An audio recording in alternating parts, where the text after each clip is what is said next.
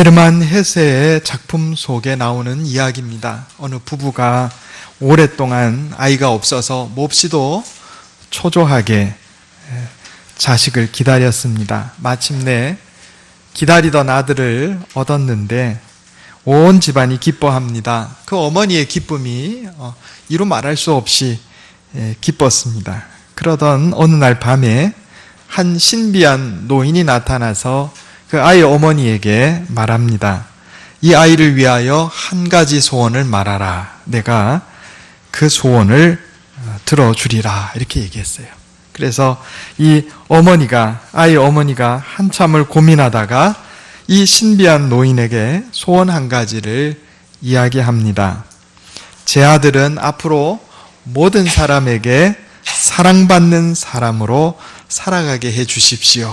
그러자 이 신비한 노인이 아이 어머니에게 말합니다. 그래, 내 소원을 들어주마. 과연 이 신비한 노인이 말한 것처럼 이 아이가 자라나면서 부모의 사랑을 받고 형제의 사랑을 받고 선생님의 사랑을 받고 이웃의 사랑을 받고 온 마을의 사랑을 독차지하면서 또 많은 칭찬을 받고 자랐습니다. 아이가 이제 어느 정도 성장한 후에 또 한 번 이 신비한 노인이 아이 어머니에게 나타났습니다. 그래, 내가 소원을 들어주니 만족하는가? 그러니까 이 아이 어머니가 노인을 알아보고 말합니다. 어르신, 죄송합니다. 제가 소원을 좀 바꿔야 되겠습니다. 그저 아이가 자라나면서 사랑만 받으니까 자기는 당연히 사랑받아야 되는 줄 알고 이기적이고 자기중심적이고 교만하고 걷잡을 수 없는 아주 극단적인 정신적인 미숙아로 자라나고 말았습니다. 제가 이제 소원을 바꾸겠습니다. 사랑받는 아이보다는 사랑할 줄 아는 사람, 베풀 줄 아는 사람으로 자라나게 해 주십시오. 이렇게 얘기했다 하는 이야기입니다. 헤르만 헤세의 작품에 나오는 이야기입니다. 흔히 세상 사람들의 마음속에 품는 소원이라는 것이 그저 내가 출세하고 내가 부자가 되고 건강하고 내 자식들이 잘 되고 내가 다른 사람으로부터 인정받고 사랑받고 그러면 다 될 것처럼 이렇게 생각하는데 이런 것들만 이루어지면 내 인생이 보람있고 행복해질 것 같은데 사실 그렇지 않다 하는 말입니다. 오늘 본문 말씀은 사도 바울이 예루살렘에서 복음을 전하다가 고발을 당했어요. 그래서 이스라엘 서쪽에 있는 가이사랴 빌립보 항구에서 배를 타고 로마로 압송되는 과정 중에 일어난 사건입니다. 당시에 예루살렘에서 로마로 가는 육로가 있었고 또 배를 타고 가는 해로가 있었는데 이제 배를 타고 가는 해로를 택한 거죠. 그래서 바울을 연행해서 가는 로마의 백부장과 병사들 또 당시에 또 배에 실은 화물 선주 이렇게 해가지고 배를 타고 움직였습니다. 오늘날의 거리로 약 2200km 정도 되는 상당히 긴 거리로 몇 달이 걸리는 그런 거리를 이동하게 되었습니다. 그런데 바울 일행이 항해 중에 크레타 섬에 정박하지 않고 크레타 섬 인근을 이렇게 지나가다가 큰 풍랑을 만나게 됩니다. 성경은 이 풍랑의 이름을 유라굴로라 이렇게 기록하고 있습니다. 유라굴로라고 하는 이 말은 북동풍이라 하는 의미입니다. 지중해 가을과 겨울에 심하게 부는 계절풍이 있는데 이제 북동쪽에서 불어오는 바람이에요. 이것 때문에 배들이 많이 좌초하고 난파당하고 그랬던 것 같아요. 바울은 원래 복음을 전하기 위해서 배를 많이 탔던 사람입니다. 그래 경험이 많아요. 그래서 자기를 연행해서 로마로 데리고 가는 백부장에게 지금 이 시기에는 항해하는 것이 좋지 않으니까 크레타 섬에서 좀 정박했다가 겨울 지내고 가자 이래 얘기를 했는데 백부장이 말을 안 들었어요. 그래서 항해하다가 지금 풍랑을 만나서 생명이 위급한 그런 상황에 달했던 것입니다. 그런데 바로 이런 상황에서 사도 바울이 하나님께서 보내신 천사로부터 약속을 받습니다. 그 내용이 27장 24절, 25절에 기록되어 있습니다. 제가 한번 읽겠습니다. 눈으로 다시 한번 따라 읽어주시기 바랍니다. 27장 23절에서 25절입니다. 내가 속한 바, 곧 내가 섬기는 하나님의 사자가 어젯밤에 내 곁에 서서 말하되 바울아 두려워하지 말라. 내가 가이사 앞에 서야 하겠고 또 하나님께서 너와 함께 항해하는 자를 다 너게 주셨다 하였으니 그러므로 여러분이여 안심하라. 나는 내게 말씀하신 그대로 되리라고 하나님을 믿노라. 아멘. 천사가 나타나서 말한 거예요. 천사가 뭐라고 그랬냐면 바울 너는 가이사는 로마의 황제입니다. 시저라고도 그러고 케사르라고도 그러고 똑같은 단어를 여러 가지 형식으로 발음을 다르게 한 겁니다. 자, 로마의 황제 앞에 너가 서야 되기 때문에 너가 여기서 죽으면 안 된다. 너 살 것이다. 그런데 너만 살 것이 아니고 너와 함께 항해하는 이 배에 탄 사람들, 비록 풍랑을 만나서 생명이 경각에 달해 있지만 너와 함께 항해하는 이 모든 사람들을 다 살려줄 것이다. 천사가 이렇게 얘기했다는 거예요. 그래서 사람들은 안심하고 사도 바울의 말을 듣고 모든 사람이 다 생명의 구함을 받았다 하는 내용이 오늘 본문의 내용입니다. 이 본문을 통해서 몇 가지 교훈을 얻고자 합니다. 첫째로 하나님께서는 당신의 백성들을 중심으로 역사를 섭리하신다 하는 겁니다. 따라해 보겠습니다. 하나님은 당신의 백성들을 중심으로 역사를 섭리하십니다. 하나님께서 우리 인생을 이렇게 움직이시고 세상 역사를 주관하시는 중요한 원칙 가운데 하나가 뭐냐면 하나님을 잘 섬기는 신실한 사람들, 하나님의 백성을 중심으로 세상을 움직이신다 하는 겁니다. 세상 사람들의 눈으로 보면요, 이 세상에 중요한 인물들이 있어요. 그죠? 예를 들어 누가 있겠습니까? 대통령이 있을 것이고, 또 정치적으로 국회의원들 중에 또 힘 있는 국회의원들이 또 있을 것이고, 그죠? 장관이 있을 것이고, 언뜻 보면 이 중요한 사람들을 중심으로 세상 역사가 움직이는 것처럼 보여요. 그죠? 그런데 그것은 세상의 눈으로 볼 때 그렇고 하나님의 눈으로 볼 때 영적인 시각으로 보면 하나님께서는 하나님을 섬기는 사람, 하나님의 백성을 중심으로 해서 세상을 움직이신다는 거예요. 여러분 이걸 믿으시기 바랍니다. 나에게 적용하면 하나님이 나를 중심으로 세상을 움직이신다 이런 얘기입니다. 우리 가정에 예수 믿는 사람 나 혼자밖에 없어요. 그러면 하나님께서 우리 가정을 움직이실 때 누구를 중심으로 움직이시겠어요? 나를 중심으로. 내가 일하는 직장에 하나님의 백성들이 있어요. 예수 믿는 사람이 몇몇 있어요. 여러분 하나님께서 그들을 중심으로 직장을 움직이시는 거예요. 이걸 믿으시기 바랍니다. 이런 말씀을 들으면 어떤 사람들은 하나님께서 불공평하신 것이 아닌가 이렇게 생각할지 모르겠습니다. 그러나 그렇지 않습니다. 이것은 하나님이 사람을 편애하시기 때문에 그런 것이 아니고 하나님의 섭리의 선후 관계를 말하는 겁니다. 제가 요거를 구체적으로 간단하게 비유를 들어서 설명을 해드리도록 하겠습니다. 비행기를 타게 되면 비행기 승무원들이 이륙하기 전에 비행기에 탄 사람들 교육을 시킵니다. 위급 상황이 발생했을 때 어떻게 하라 이거를 가르쳐줘요. 비행기가 위급 상황에 처하면 먼저 비행기 천장에서 인공호흡기가 떨어집니다. 그러면 인공호흡기를 메고 그 다음에 시트 밑에 있는 좌석 밑에 있는 구명조끼를 착용해서 이렇게 후후 불어가지고 구명조끼를 부풀게 하도록 이렇게 교육을 합니다. 제가 전에 한번 말씀드린 것 같은데 위에서 천장에서 인공호흡기가 떨어졌을 때 자, 부모가 있고 자식이 있어요. 어린 자녀가 있어요. 또 어른이 있고 어린이가 있어요. 누가 먼저 인공호흡기를 착용해야 될까요? 자, 부모가 먼저 착용해야 될까요? 자식을 먼저 착용을 시켜야 될까요?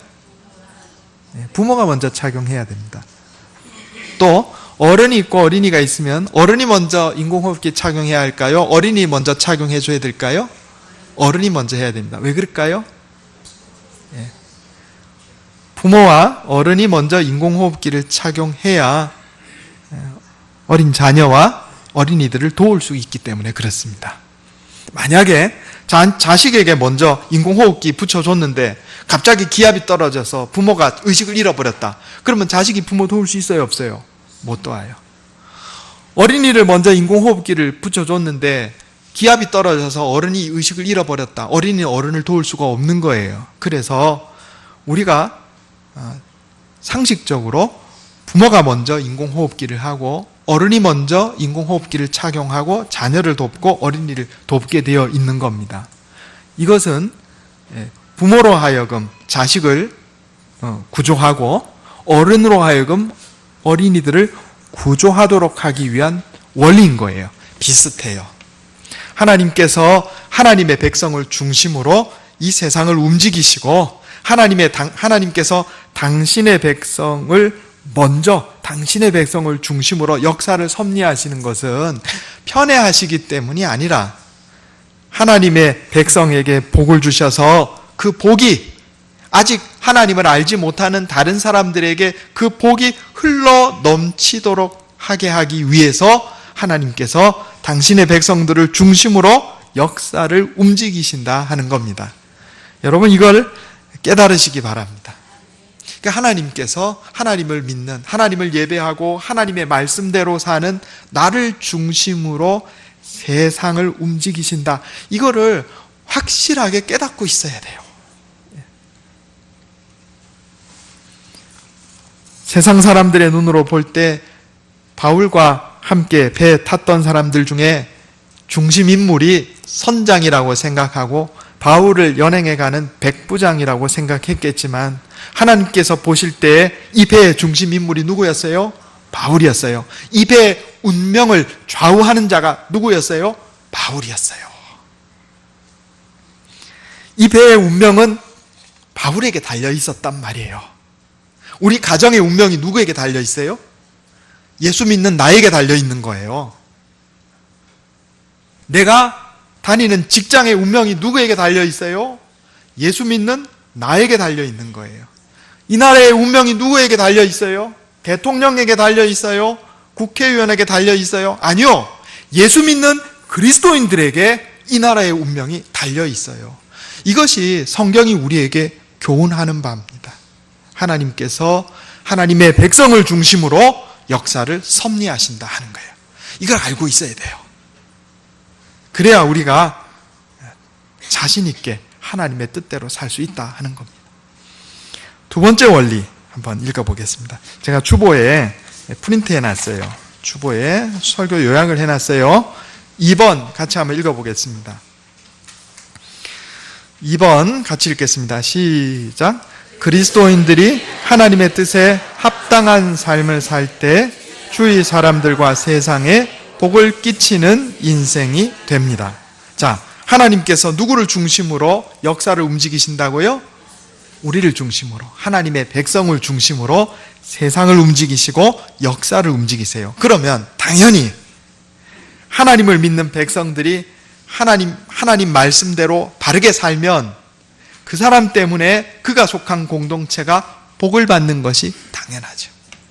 사도 바울이 복음을 전하기 위해서 하나님의 뜻을 받들어 복음을 전하기 위해서 로마 황제 앞에 서기 위해서 가고 있었기 때문에 하나님이 사도 바울 때문에 그 배에 탄 모든 사람들을 구원하신 거예요. 바울이 바로 선 사람이었기 때문에. 반대를 볼까요? 성경에 보면 요나서라는 것이 있습니다.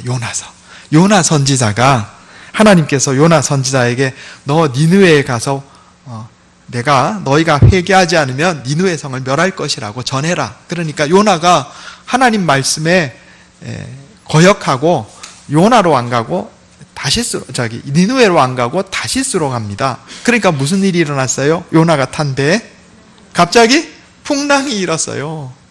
요나가 하나님 말씀에 불순종하고 하나님의 선지자로서의 자기 사명 감당하지 않고 악하게 말씀에 불순종하고 반역의 길로 가니까 요나가 타고 있던 배에 다른 사람들까지 위험에 빠졌다고요. 하나님께서 하나님의 백성을 중심으로 역사를 섭리하시기 때문에 그래요. 그러니까 우리는 책임감을 가지고 살아야 한다 하는 얘기입니다. 조선왕조 세종 때에 병조 판서와 대제학을 역임하고 또 훌륭한 인격의 소유자로 많은 일화를 남긴 사람이 있는데 윤회라는 사람이 있습니다. 아마 이름 들어보셨을 거예요. 이분이 젊었을 때 이야기입니다. 한 번은 아마 전국을 돌아다니며 여행을 했던 것 같아요. 오랜 여행 때문에 의복이 낡아지고 마침 돈도 떨어졌어요. 그래, 잠은 자야 되잖아요. 그래 마을에 들어가서 주막집 주인에게 내가 돈이 없습니다. 그냥 혹시 빈 방이 있으면 하룻밤만 재워주십시오. 내 나중에 갚겠습니다. 그러니까 이 주인이 윤회를 위아래로 이렇게 훑어보니까 이게 안 되겠단 말이에요. 방 없어. 방 있는데 방 없어. 그러니까 윤회가 사정을 합니다. 그러면 그저 집 앞에 처마에서라도 그저 이슬만 좀 피하게 해주십시오. 그러니까 주막집 주인이 그것까지는 좀 거절하기 뭐하니까 마음대로 하시오 이랬단 말이에요. 그래서 윤회가 그 주막집의 헛간에 처마 밑에서 밤을 지새우게 되었습니다. 그런데 조금 있다가 보니까 주막집 주인 아들이 구슬을 가지고 와서 놀아요. 옛날에 이 구슬이 귀하지 않습니까? 자세히 보니까 진주입니다. 진주. 아이가 어떻게 손에 진주를 들었는지 진주 들고 놀다가 진주가 또로로 굴러가지고 장독대 사이로 들어가 버렸어요. 그러니까 아이가 그거 암만 손을 넣어서 빼려고 해도 잘 안 돼서 잠깐 방 안에 다시 들어간 사이에 마침 그 집에서 키우던 거위가 진주를 꿀꺽하고 삼켜버리고 말았습니다.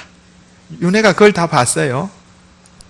그리고 나서 이제 주막 주인 내외가 나왔죠. 그 귀한 진주를 아이가 갖고 놀다가 잊어버렸으니까. 근데 암만 찾아도 안 나오는 거예요. 당연히 안 나오죠. 누구 배에 들어가 있어요? 거위 배에 들어가 있어요. 그런데 주막집 주인이 가만히 보니까 여기에 지금 있는 사람이라고는 윤회밖에 없어요. 그래서 당신이 훔쳤지 이렇게 된 거예요. 윤회가 아무 말도 하지 않으니까 손발 묶고 기둥에 묶어 놓은 다음에 내일 아침에 관하로 갑시다. 지금 이렇게 됐어요. 다음 날 아침에 윤회가 그 일을 당하면서 주인에게 말합니다.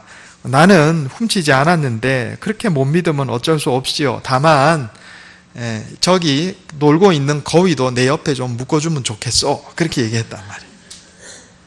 다음 날 아침에 일어나서 주막집 주인이 윤회를 이제 관하로 끌고 가려고 그러니까 윤회가 말합니다. 자, 나 관하로 끌고 가기 전에 저 거위 똥 한번 살펴보시오. 그러니까 거위 똥 안에 뭐가 들어있겠어요? 진주가 들어있는 것을 발견했습니다. 그래, 주막 주인이 너무 미안한 거예요. 그래, 아니 어젯밤에 얘기하지 왜 어젯밤에 얘기를 안 해가지고 이렇게 사람을 나쁜 사람 만드냐고. 그러니까 윤회가 대답하기를 어젯밤에 얘기했으면 주인이 어떻게 했겠어요? 거위 배를 갈랐죠. 그렇잖아요. 윤회가 생각하기를 비록 방에 재워주진 않았어도 처마 밑에서 쉬게 해줬으니까 어쨌든 고마운 거잖아요. 그런데 거위 배를 가르게 되면 그 주인의 재산도 손해가 나는 것이요.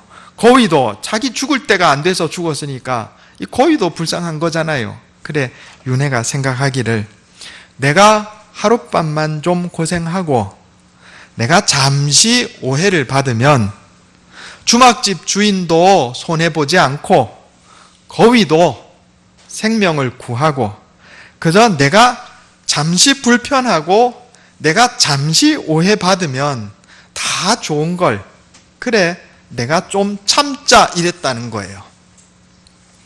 윤회와 같은 사람을 덕스러운 사람이라 이렇게 얘기합니다. 덕스러운 사람. 그리스도인들, 이 윤회는 예수님을 알지 못하는 사람이었는데도 이렇게 덕스럽게 살았어요. 그리스도인들은 이렇게 덕스럽게 살아야 됩니다. 오늘 우리 임직식이 있어요. 교회 중직자들은요, 이렇게 덕스러운 사람이 돼야 됩니다. 신실하고 덕스러운 사람. 어떤 사람이 덕스러운 사람이라고요? 내가 조금 불편하고 내가 조금 오해를 받아도 다른 사람에게 유익되게 사는 것. 이게 덕스러운 사람이에요. 이게 복을 끼치는 사람이에요. 하나님께서는 우리를 중심으로 세상을 움직이세요. 그런데 내가 신실한 사람, 내가 덕스러운 사람이 되면 나 때문에 주위 사람들이 복을 받아요. 나 때문에 주위 사람들이 평안해져요. 나 때문에 우리 가정이 복을 받고, 나 때문에 우리 교회가 복을 받고, 나 때문에 우리나라가 복을 받는 거예요. 이 덕스러운 사람이 돼야 된다 하는 거예요. 아브라함은 개인적으로는 별 볼 일 없는 사람이었습니다. 100세가 돼서 아들 하나 얻었어요. 땅 한 평 없는 사람이었어요. 그런데 그가 하나님을 잘 섬기는 사람이었기 때문에 하나님께서 아브라함에게 말씀하시기를 너는 복이 될 것이다. 너를 축복하는 자에게 내가 복을 내리고 너를 저주하는 자를 내가 저주할 것이다. 그 얘기는요, 아브라함아, 내가 너를 중심으로 세상을 움직일 것이다. 내가 너를 중심으로 역사를 움직일 것이다. 너를 중심으로 인류 역사를 움직일 것이다. 그런 얘기예요. 그리고 그렇게 됐어요. 여러분, 이 세상에 아브라함보다 더 큰 이름이 어디 있습니까? 아브라함보다 더 큰 이름이 없어요. 그리스도인들도 아브라함을 믿음의 조상으로, 유대인들은 자기의 혈통의 조상으로, 이슬람을 믿는 사람들도 그들의 조상을 아브라함으로, 이 세상에 아브라함보다 더 큰 이름이 없어요. 모세를 볼까요? 이스라엘 백성들이 하나님 앞에 범죄해서 하나님이 이스라엘 백성들을 다 죽여버리겠다. 그러니까 모세가 하나님 앞에 간구합니다. 하나님, 차라리 내 목숨 가져가시고 이들을 살려주십시오. 그래서 하나님이 이스라엘 백성 살려주세요. 모세가 어떤 사람이에요? 이 세상에 모세보다 온유한 사람이 없었다 그랬어요. 이 세상에 모세보다 덕스러운 사람이 없었다 그랬어요. 야곱은 비록 그가 부족한 점이 많이 있었지만 외삼촌 라반의 집에서 머슴살이 할 때 야곱 때문에 외삼촌 라반이 복을 받았다. 성경에 그렇게 기록하고 있어요. 요셉을 볼까요? 요셉이 보디발의 집에서 일할 때 하나님께서요, 그 보디발의 집에 복을 내리셨다 그랬어요. 창세기 39장 5절에 그가 요셉에게 자기의 집과 그의 모든 소유물을 주관하게 한 때부터 여호와께서 요셉을 위하여 그 애굽 사람의 집에 복을 내리심으로, 보디발의 집에 복을 내렸다는 거예요. 여호와의 복이 그의 집과 밭에 있는 모든 소유에 미친지라. 하나님이 누구를 위해서 보디발의 집에 복을 주셨어요? 요셉을 위해서. 이래 돼 있어요. 요셉이 보디발의 집에 중심이 보디발 같지만 그게 아니라 하나님께서 보실 때는 보디발 집의 중심이 요셉이라는 거예요. 그리고 요셉이, 하나님의 백성이 하나님을 제대로 믿고 섬겼을 때 그 한 사람 때문에 주변의 모든 사람이 복을 받았습니다. 예수를 제대로 믿는 사람 한 사람만 있어도 그와 함께 하는 사람, 그가 속한 가정, 그가 속한 교회, 그가 속한 지역 공동체, 그가 속한 나라가 복을 받습니다. 우리가 이거를 깨달아야 되겠습니다. 그 사람이 있을 때는 잘 모르는데 그 사람이 떠나고 나면 자꾸 문제가 생기고 이상하게 사고가 나고 그런 일이 생겨요. 그게 하나님께서 그를 중심으로 섭리하시기 때문이다 하는 겁니다. 세 번째 원리 한번 보겠습니다. 주보에 나와 있는 3번 한번 읽어보겠습니다. 3번. 자, 시작. 그리스도인들이 세상에 아무런 영향을 미치지 못하고 오히려 세 속에 물들면 세상과 함께 망하게 됩니다. 아멘.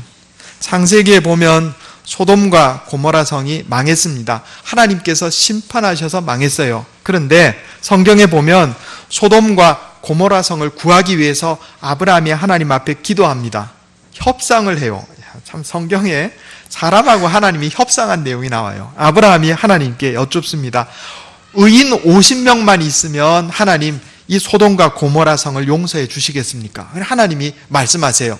내가 너 말 들었다. 의인 50명만 있으면 내가 이 성을 용서해 준다. 그러니까 아브라함이 그러면 45명만, 30명만, 20명만, 그래서 맨 밑에 이 10명까지 내려와요. 하나님, 이 성에 의인 10명만 있으면 용서해 주시겠습니까? 그러니까 하나님이 의인 10명만 있어도 내가 이 성을 용서해 준다. 이렇게 말씀하셨어요.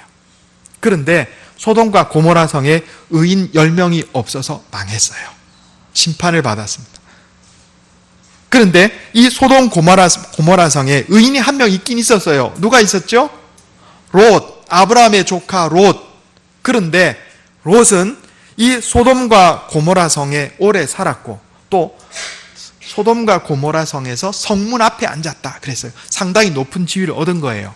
그럼에도 불구하고 주변의 사람들에게 어떠한 긍정적인 영향도 미치지 못했습니다.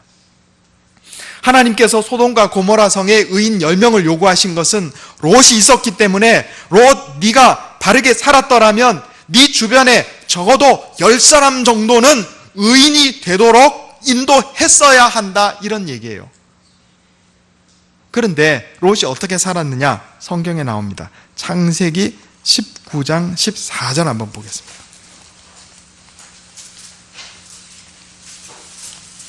창세기 19장 14절.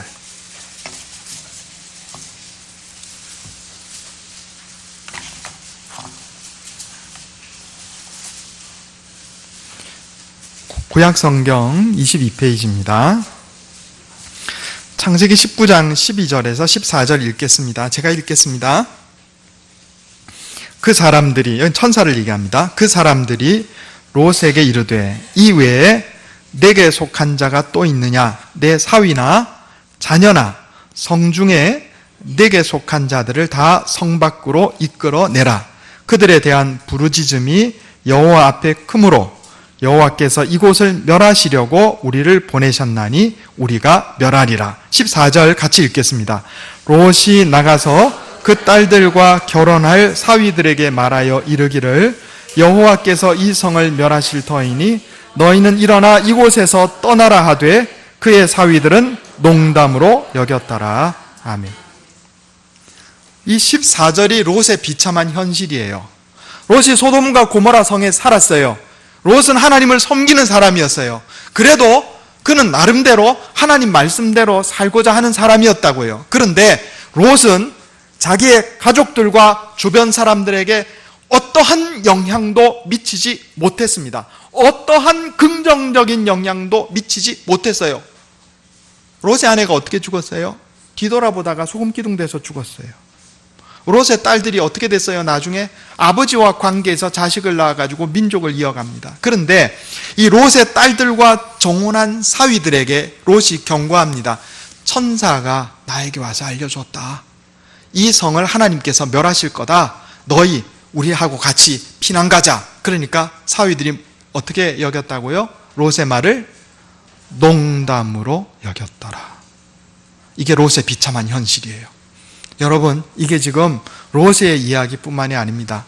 나 자신을 한번 돌아봐야 됩니다. 혹시 내가 내 주위에 가족에게, 이웃에게 예수 믿읍시다, 복음을 전할 때 혹시 그들이 겉으로나 속으로나 웃기고 있네, 내가 너처럼 될까봐 교회 안 나간다, 그러고 있지 않은지 나를 돌아봐야 됩니다. 롯이 지금 그랬어요. 롯의 사위들이 아이고 웃기네, 뭔 헛소리야 이랬다. 장인이 얘기하는데 롯이 어떻게 살았으면, 롯이 얼마나 한심하게 살았으면 사위들이, 장인이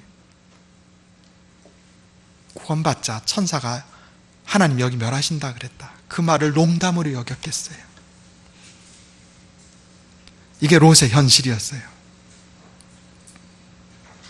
소돔과 고모라 성이 망할 때 사실상 롯도 패가망신하고 말았습니다. 하나님의 백성이, 하나님을 섬긴다는 하나님의 백성이 하나님 말씀 따라 바르게 살지 못하고 세상에 어떤 영향력도 미치지 못할 때 세상이 심판당할 때 같이 망한단 말이에요. 수치를 당하고 같이 망하는 겁니다.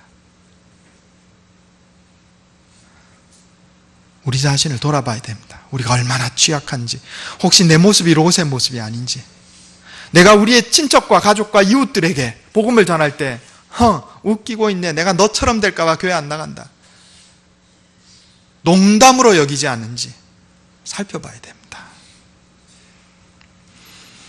고전적인 이야기가 있습니다. 사람을 세 부류로 나누는 겁니다. 첫째는 거미 같은 사람이 있고, 둘째는 개미 같은 사람이 있고, 셋째는 꿀벌 같은 사람이 있다 그랬습니다. 거미 같은 인생은 어떤 사람인가요? 다른 사람에게 피해를 주는 사람, 세상 말로 다른 사람 등쳐먹고 사는 인생입니다. 다른 사람에게 피해만 끼치는 사람. 개미 같은 사람은 열심히 일하긴 하는데 자기만 잘 먹고 잘 살고 다른 사람에게는 피해도 안 주고 도움도 안 되는 사람이에요. 꿀벌 같은 사람은 어떤 사람이에요? 자기가 열심히 일한 것으로 다른 사람에게 도움이 되는 사람입니다. 우리 그리스도인들은 당연히 거미 같은 사람 되면 안 되고요, 또 개미 같은 사람도 넘어서야 합니다. 우리는 꿀벌 같은 인생이 돼야 됩니다. 어떻게 하면 우리가 그런 사람 되는가? 하나님을 바로 섬기고 하나님 말씀 따라 살며 신실하고 덕 있는 사람이 되면 우리가 꿀벌 같은 사람으로서 다른 사람에게 도움을 주는 사람이 된다 하는 겁니다. 오늘 오후에 임직식이 있습니다. 목사가 바로 서야 교회가 바르게 됩니다. 마찬가지로 교회 중직자들이 바로 서야 교회가 평안하게 됩니다. 교회 중직자들, 하나님께서 세우신 직분자들이 윤회와 같이 덕이 있는 사람, 신실하고 덕이 있는 사람, 그러다 내가 조금 불편하고 내가 조금 오해받아도 다른 사람에게 유익하기를 원하는 사람, 꿀벌 같은 사람이 될 때 우리 교회가 바로 서고 이 나라가 또 바로 선다 하는 겁니다. 내가 하나님을 잘 섬김으로써 복의 근원이 되어 내가 속한 가정이 복을 받고, 내가 속한 우리 교회가 복을 받고, 내가 속한 이 나라, 이 세계가 복을 받는, 그래서 꿀벌 같은 인생, 신실하고 덕 있는 사람 되는 저와 여러분 다 되시기를 예수님의 이름으로 축원합니다. 기도하겠습니다. 하나님, 주님께서 당신의 백성들을 중심으로 해서 세상을 움직이시고 역사를 섭리하심을 깨우쳐 주시니 감사합니다. 하나님, 하나님께서 나를 중심으로 해서 우리 가정을 움직이시고, 하나님께서 나를 중심으로 해서 우리 직장을 움직이시고, 하나님께서 나를 중심으로 우리 교회를 움직이시고 나라를 움직이신다는 사실을 깨닫게 하여 주시옵소서. 그래서 하나님, 내가 살아갈 때 책임감을 가지고 주님을 예배하며 하나님 말씀 따라 바르게 살게 해 주시옵소서. 그래서 신실하고 덕이 있는 사람, 꿀벌과 같은 사람이 되어 주위 사람들에게 세상에 빛을 발하고 소금의 역할을 감당하며 복을 끼치는 주님의 백성들 다 되게 해 주시옵소서. 하나님, 내가 세상에 어떤 긍정적인 영향도 미치지 못하고 세속에 물들면 하나님께서 이 세상을 심판하실 때 나도 같이 망하며 수치를 당하게 됨을 깨닫게 해주셨사오니 롯과 같이 어리석은 자 되지 말게 하시고 사도 바울처럼, 아브라함처럼, 요셉처럼 세상에 복을 끼치는 주의 백성과 자녀들 되게 해 주시옵소서. 이것이 내 힘과 능력으로 되지 않음을 고백합니다. 날마다 말씀으로 나를 깨우쳐 주시고 성령으로 인도하여 주셔서 신실하고 바르고 정직하게 사랑하며 살게 해 주시옵소서. 우리 주 예수님의 이름으로 간절히 기도하옵나이다. 아멘.